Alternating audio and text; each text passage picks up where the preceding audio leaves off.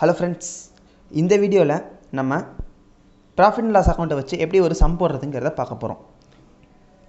நான் போன வீடியோவில் சொன்ன அதே மெத்தடையே ஃபாலோ பண்ணுங்கள். சம்முன்னு வந்துட்டாலே அந்த மெத்தடை யாரும் மாற்ற வேணாம். கொஸ்டினை ரீட் பண்ணுறப்பையே அது எங்கெங்கே வருங்கிறத பக்கத்தில் மார்க் பண்ணிக்கிட்டே வாங்க, கிளியராக புரியும். ஃபஸ்ட்டு கிராஸ் ப்ராஃபிட் வழக்கம் போல் கிரெடிட் சைடு. ரெண்ட் அப்படிங்கிறது ஒரு செலவு, டெபிட். Salary, debit. கமிஷன் ரிசீவ்டாக பெய்டான்னு தெரியலை, அதனால தான் அவங்க என்ன பண்ணியிருக்காங்க, ப்ராக்கெட்டில் வந்து கிரெடிட்டா டெபிட்டான்னு கொடுத்துருக்காங்க. அவங்களே என்ன சொல்லிட்டாங்க, கிரெடிட்டுன்ட்டாங்க, கிரெடிட். இன்சூரன்ஸ், நம்ம இன்சூரன்ஸ் பே பண்ணுறோம், டெபிட். இன்ட்ரெஸ்ட்டு கிரெடிட்ன்ட்டாங்க, ஸோ கிரெடிட். அடுத்து பேட் டெட்ஸுங்கிறது என்ன சொல்லியிருக்கேன், ஒரு எக்ஸ்பென்ஸ் அப்படின்னு சொல்லியிருக்கேன். ப்ரொவிஷன் ஃபார் பேட் டெப்ஸ் நான் டாட் வச்சுருக்கேன், அட்ஜஸ்ட்மெண்ட்ஸ் வரும் அதனால் டாட் வச்சுருக்கேன். சன்ட்ரி டெட்டார், நம்மக்கிட்ட கடன் வாங்கினவன் வந்து நமக்கு ஒரு எக்ஸ்பென்ஸோ இன்கமோ கிடையாது, அவன் ஒரு அசெட்டு. ஸோ நமக்கு ப்ராஃபிட் அண்ட் லாஸ் அக்கௌண்ட்டில் வரக்கூடாது. Discount received, credit. அப்புறம் பிளான்ட் அண்ட் மிஷினரிங்கிறதும் ஒரு அசெட்டு, ஸோ நமக்கு வந்து ப்ராஃபிட் அண்ட் லாஸ் அக்கௌண்ட்டில் வரக்கூடாது. இப்போது அட்ஜஸ்ட்மெண்ட்ஸ் பார்ப்போம். First outstanding salary. அவுட்ஸ்டாண்டிங்னா என்ன சொன்னேன், நம்ம இன்னும் கட்ட வேண்டியது இருக்குது, நம்ம இன்னும் லயபிள் அப்படின்னு அர்த்தம். அப்போ வந்து ஏற்கனவே இருக்கிறது போக இன்னும் கொஞ்சம் நம்ம அதிகமாக கட்ட வேண்டியது இருக்குது, ஸோ ஆட். அடுத்தது ரெண்ட் பெய்டு ஃபார் 11 months. இது ஒரு ட்விஸ்டடான ஒரு அட்ஜஸ்ட்மெண்ட்னு சொல்லலாம். பிகாஸ் டைரெக்டாக அவுட்ஸ்டாண்டிங்காக இல்லை ப்ரீபெய்டான அவங்க கொடுக்கல. என்ன சொல்லியிருக்காங்க, ரெண்ட் பெய்டு ஃபார் 11 months அப்படின்னு சொல்லிட்டாங்க. அப்போது நம்ம நார்மலாக எவ்வளோ மாதத்துக்கு பே பண்ணியிருக்கணும், 12 monthsக்கு பே பண்ணியிருக்கணும். ஆனால் நம்ம எவ்வளோக்கு பண்ணியிருக்கோம், 11 monthsக்கு தான் பண்ணியிருக்கோம். அப்போ மீதி ஒரு மாதம் என்னது, நம்ம கட்ட வேண்டிய ஒரு ரெண்ட்டு. கட்ட வேண்டிய ரெண்ட்டாக இருந்துச்சுன்னா அதுக்கு பேர் என்ன, அவுட்ஸ்டாண்டிங் ரெண்ட்டு. ஸோ இதுவும் ஆட் பண்ணுறோம். நெக்ஸ்ட்டு பார்த்தீங்கன்னா interest due but not received. இதுக்கு மீனிங் என்ன அப்படின்னு பார்த்தீங்கன்னா, நாட் ரிசீவ்டுன்ட்டாங்க.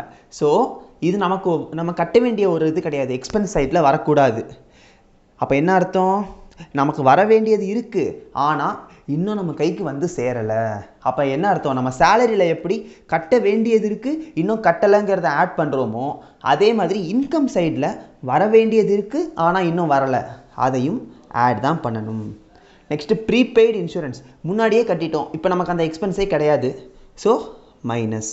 டெப்ரிசியேஷனுங்கிறது டெபிட் சைடில் வரும். Further bad debts. ஓகே, இந்த பேட் டெப்ஸ்க்கு மட்டும் நான் வந்து அட்ஜஸ்ட்மெண்ட்ஸ் உங்களுக்கு ஒரு ஃபார்முலா மாதிரி சொல்கிறேன், உங்களுக்கு கிளியராக புரியும், டாட் வச்சுப்போம்.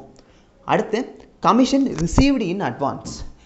நம்ம இந்த மாதம் வாங்க வேண்டிய ஒரு அட்வான்ஸை முன்னாடியே வாங்கிட்டோம், போன மாதமே வாங்கிட்டோம், பணம் நம்ம கைக்கு வந்துருச்சு, இன்கம் தானேன்னு சொல்லலாம், இன்கம் தான். ஆனால் இந்த மாதத்தோட இன்கமில் அது சேருமா, ஏன்னா நம்ம போடுறது இந்த வருஷத்தோட இன்கமில் அது சேருமா, ஏன்னா நம்ம போடுறது வந்து இந்த வருஷத்தோட ப்ராஃபிட் அண்ட் லாஸ் அக்கௌண்ட்டு. இந்த வருஷத்தோட ஒரு ப்ராஃபிட் அண்ட் லாஸ் அக்கௌண்ட்டில் ஒரு இன்கம் சேரலைன்னா அப்போ என்ன பண்ணணும், அதை மைனஸ் பண்ணணும். இது வரைக்கும் எல்லாருக்கும் கிளியராக புரிஞ்சிருக்கும்னு நம்புகிறேன். இதில் நம்ம வந்து அடுத்து என்ன பார்க்க போகிறோம்னா, இந்த பேட் டெப்ஸை எப்படி அட்ஜஸ்ட்மெண்ட்ஸ் பண்ணுறது அப்படிங்கிறத தான் பார்க்க போகிறோம். ஓகே, இந்த வீடியோலேயே சொல்லிடுறேன், நான் தனி வீடியோ போடலான்னு நினச்சேன். சரி, ஃபஸ்ட்டு நமக்கு வந்து பேட் டெப்ஸ் வந்து 2000, ஓப்பனிங் பேட் டெப்ஸ் ஒரு 2000 ஆல்ரெடி, விச் மீன்ஸ் ஓப்பனிங் டேட்டில் இருக்குது பார்த்தீங்களா. ஓப்பனிங் டேட்டில் இருக்கிற பேட் டெப்ஸ்க்கு பேர் என்னென்னா ஓல்டு பேட் டெப்ஸ். எப்போவுமே ஓல்டாக இருந்துச்சுன்னா அதை மைனஸ் பண்ணிடணும். இது வந்து சும்மா ஒர்க்கிங்ஸ் தான், ஆர்டராக எப்படி எழுதணுங்கிறத பின்னாடி பேஜில் சொல்கிறேன். இப்போதைக்கு ஒர்க்கிங்ஸ் ஞாபகம் வச்சுக்கோங்க. 2000 இருந்திருக்கு, ஓல்டுனால மைனஸ் பண்ணிட்டோம்.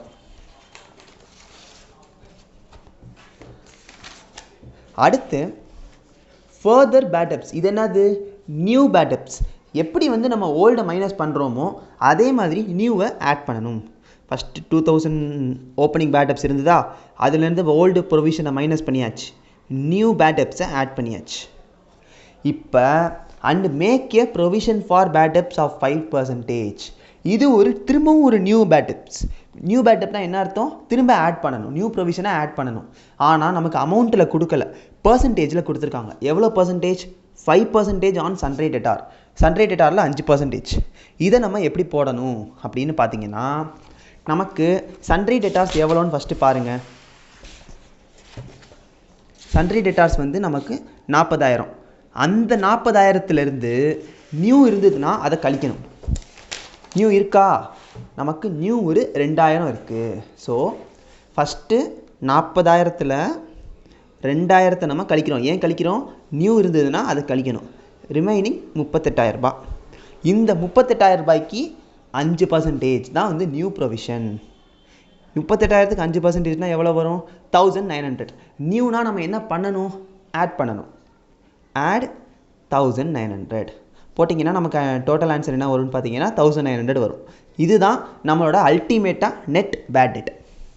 இப்போ நான் சொன்ன அட்ஜஸ்ட்மெண்ட்ஸ் எல்லாம் எக்ஸாக்டாக வந்திருக்கும். செக் பண்ணிடுவோம். ரெண்ட் ஓப்பனிங் 24 இருந்தது. ஆனால் நம்ம வந்து அதை 22 பிரிக்கிறோம். ஏன்னு கேட்டிங்கன்னா 11 மந்த்ஸுக்கு தான் பே பண்ணியிருந்தோம். 24,000 அப்படிங்கிறது நமக்கு கொடுத்த ரெண்ட்டு. அது வந்து 12 மாதத்துக்காக இருந்துச்சுன்னா எவ்வளோ மாதம் நம்ம கட்டலைன்னு சொல்லியிருந்தாங்க? ஒரு மாதத்துக்கு நம்ம இன்னும் பே பண்ணலைன்னு சொல்லியிருந்தாங்க. 11 மந்த்ஸுக்கு எவ்வளோ அப்படின்னு பார்த்தீங்கன்னா 22. ரிமைனிங் இருக்கிற 1 மந்த்துக்கான ரெண்ட் வந்து அவுட்ஸ்டாண்டிங். அப்புறம் சேலரி 10,000, அதில் அவுட்ஸ்டாண்டிங் ஒரு 4,000, இன்சூரன்ஸ் 8,000, ப்ரீபெய்டு மைனஸ் பண்ணணும், பேட்டப்ஸ் 2,000, ஃபர்தர் பேட்டப்ஸ் 2,000. இவங்க வேறு மாதிரி போட்டிருப்பாங்க, பிரச்சனை இல்லை. நம்ம வந்து இந்த ஃபார்மேட்டில் போடலாம், தப்பே கிடையாது. டெப்ரிஷியேஷன் வந்து ஒரு 10%, 80,000க்கு 10% போட்டாச்சு. இந்த கிரெடிட் சைட் பார்த்தீங்கன்னா ஃபஸ்ட்டு கிராஸ் ப்ராஃபிட்டு, அப்புறம் கமிஷன்லேருந்து அட்வான்ஸ்னால மைனஸ் பண்ணுறோம், இன்ட்ரெஸ்ட்லேருந்து அவுட்ஸ்டாண்டிங் வர வேண்டிய இன்ட்ரெஸ்ட்னால ஆட் பண்ணுறோம், டிஸ்கவுண்ட் ரிசீவ்டு. இந்த ப்ரொவிஷன் இங்கே காமிக்க வேணாம். ஏன்னா நம்ம ஆல்ரெடி இந்த ப்ரொவிஷன் இங்கே காமிக்க வேணாம். ஏன்னா நம்ம என்ன பண்ணிட்டோம்? ஆல்ரெடி அதை வந்து இந்த மாதிரி அட்ஜஸ்ட்மெண்ட்டில் காமிச்சிட்டோம். ஸோ நம்ம இவங்க போட்ட மாதிரி மெத்தடை ஃபாலோ பண்ணணுங்கிற அவசியம் கிடையாது. இதுதான் இந்த ப்ராஃபிட் அண்ட் லாஸ் அக்கௌண்ட்டோட ட்விஸ்டட் அட்ஜஸ்ட்மெண்ட்ஸ். பேட்டப்ஸ் எல்லாருக்கும் புரிஞ்சிருக்கும்னு நம்புகிறேன். அப்படி தேவைப்பட்டுச்சுன்னா பேட்டப்ஸை மட்டும் வச்சு ஒரு தனி சம் நான் டைம் இருந்தால் நடத்துகிறேன். இல்லைன்னா இந்த வீடியோவில் டவுட்ஸ் இருந்துச்சுன்னா கமெண்ட்ஸில் கேளுங்கள். தேங்க்யூ.